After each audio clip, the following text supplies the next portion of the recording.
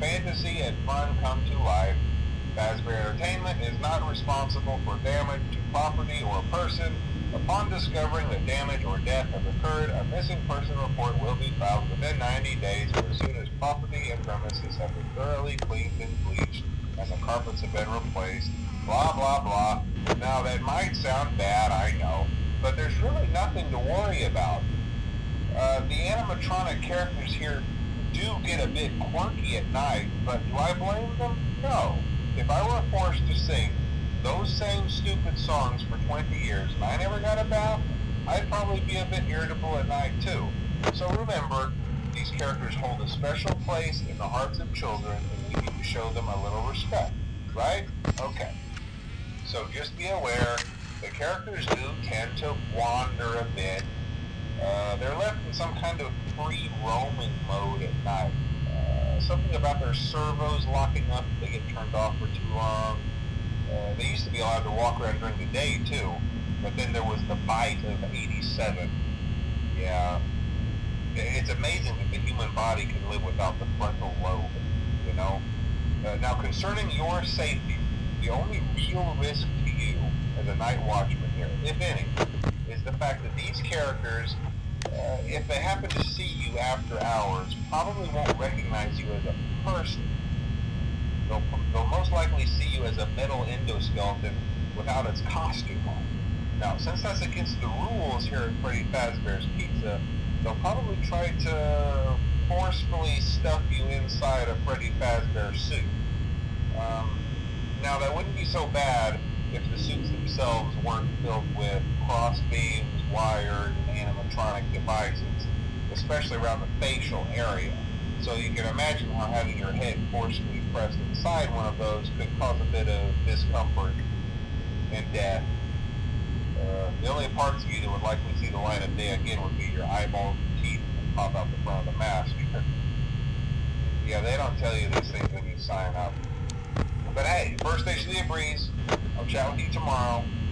Check those cameras and remember to close the doors only if absolutely necessary. Gotta conserve power. Alright, good night.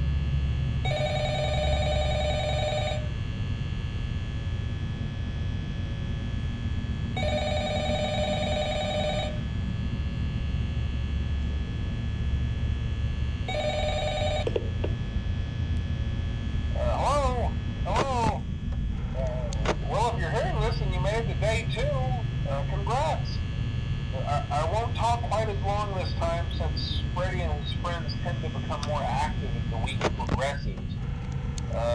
It might be a good idea to peek at those cameras while I talk, just to make sure everyone's in their proper place, you know. Interestingly enough, Freddy himself doesn't come off stage very often. I've heard he becomes a lot more active in the dark, though, so hey, I guess that's one more reason not to run out of power, right? I also want to emphasize the importance of using your door lights.